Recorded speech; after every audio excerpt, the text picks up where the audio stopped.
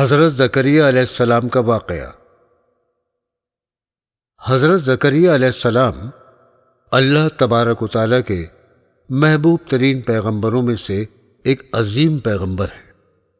قرآن پاک میں اللہ تبارک و تعالیٰ نے اپنے جن پیغمبروں سے سیدھے بات کی ہے ان محبوب پیغمبروں میں سے ہیں۔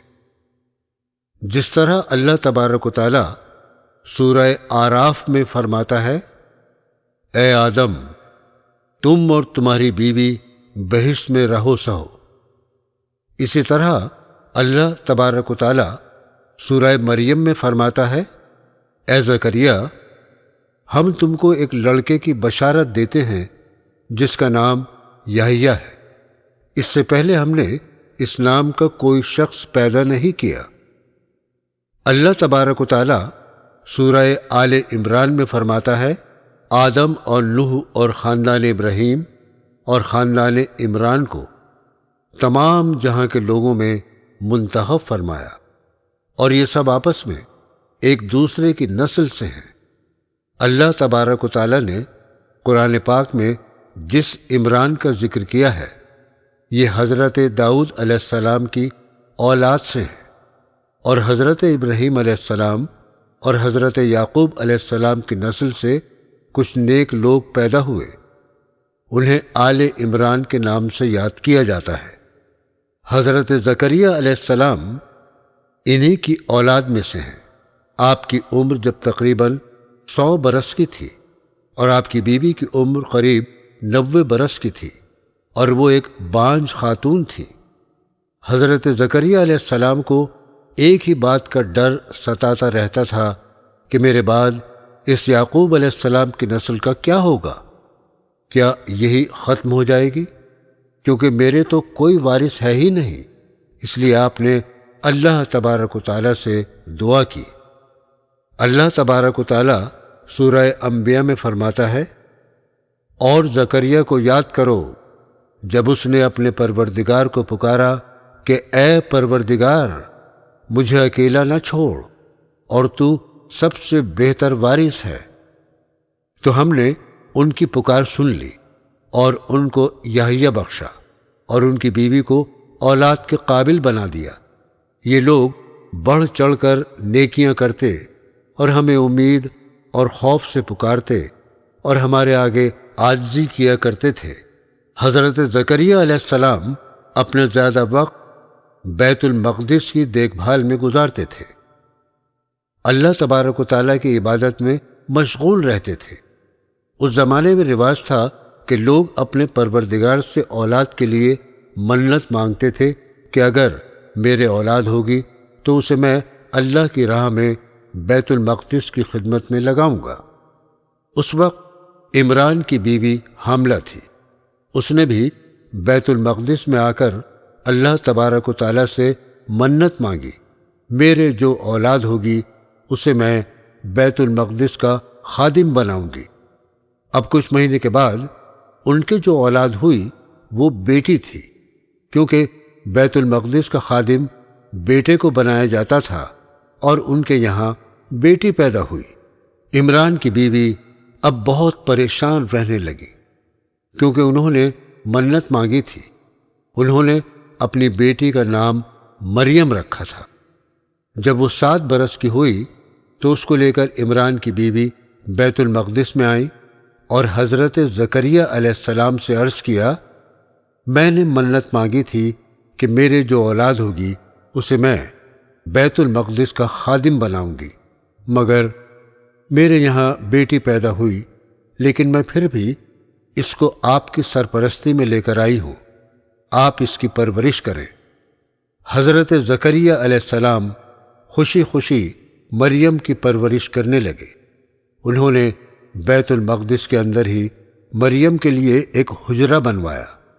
مریم وہاں پر بیت المقدس کی صفائی کرتی اور اللہ تبارک و تعالیٰ کی عبادت کرتی۔ حضرت زکریا علیہ السلام جب مریم کے پاس حجرے میں آتے تو وہاں پر طرح طرح کے بے موسمی پھل دیکھتے تھے۔ ایک مرتبہ آپ نے مریم سے پوچھا، یہ بے موسمی پھل تمہارے پاس کہاں سے آتے ہیں؟ اس پر مریم نے عرض کیا، اللہ کی طرف سے آتے ہیں۔ بے شک اللہ جسے چاہتا ہے بغیر حساب رزق دیتا ہے۔ اس وقت حضرت زکریہ علیہ السلام کے دل میں خیال آیا، جب اللہ تبارک و تعالی مریم کو بے موسمی پھل دے سکتا ہے تو وہ مجھے بھی ایک وارث عطا کر سکتا ہے۔ اللہ تبارک و تعالی سورہ آل عمران میں فرماتا ہے، اس وقت زکریہ نے اپنے پروردگار سے دعا کی اور کہا، اے پروردگار، مجھے اپنے حساب سے اولاد صالح عطا فرما، تو بے شک دعا سننے اور قبول کرنے والا ہے۔ حضرت زکریہ علیہ السلام بھی عبادت گاہ میں کھڑے نماز پڑھ ہی رہے تھے کہ فرشتے نے آواز دی، زکریہ، اللہ تمہیں یحییٰ کی بشارت دیتا ہے اور اللہ کے فیض یعنی عیسیٰ کی تصدیق کریں گے اور سردار ہوں گے اور عورتوں سے رغبت نہ رکھنے والے اور اللہ کے پیغمبر یعنی نیکوکاروں میں ہوں گے۔ حضرت زکریہ علیہ السلام نے کہا، اے پروردگار، میرے یہاں لڑکا کیوں کر پیدا ہوگا، کیونکہ میں تو بوڑھا ہو گیا ہوں اور میری بیوی بانجھ ہے۔ فرشتے نے کہا، اسی طرح ہوگا، اللہ جو چاہتا ہے وہ ویسا ہی کرتا ہے، اس کے لیے کوئی چیز مشکل نہیں ہے، وہ جس کام کو کہتا ہے ہو جا، وہ ہو جاتا ہے۔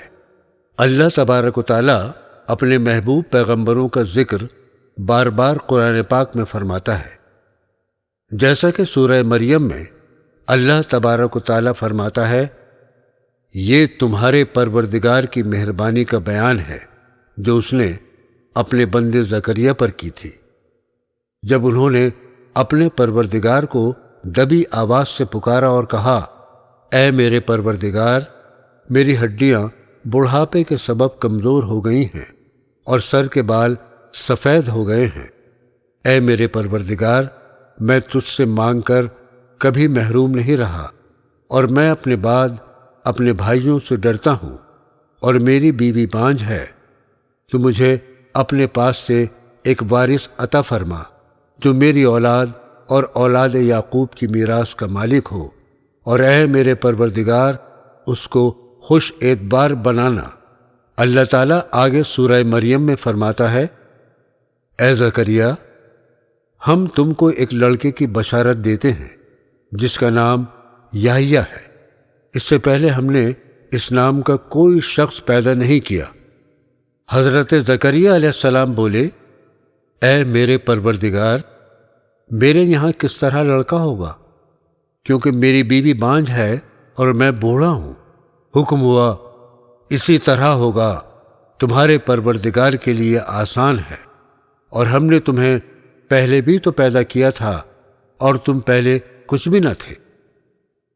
حضرت زکریہ علیہ السلام نے عرض کیا، اے میرے پروردگار، مجھے کوئی نشانی تو بتا۔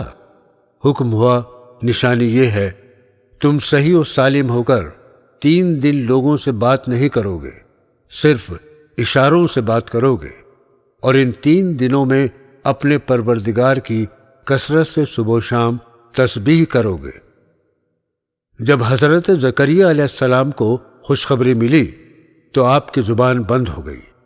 نشانی کے طور پر پھر آپ اپنی محراب سے خوشی خوشی نکلے اور لوگوں کو خوشخبری اشاروں میں سمجھائی کہ اب صبح و شام اس ذات کی تسبیح کرنا اور مجھ سے کلام کرنے کی بیجا کوشش نہ کرنا۔ اللہ کے فضل و کرم سے یحییٰ دنیا میں تشریف لائے اور حضرت زکریہ علیہ السلام کی خوشی کا ٹھکانہ نہ رہا، اور خود بخود اپنے پروردگار کے لیے آپ کا سر سجدے میں جھک گیا۔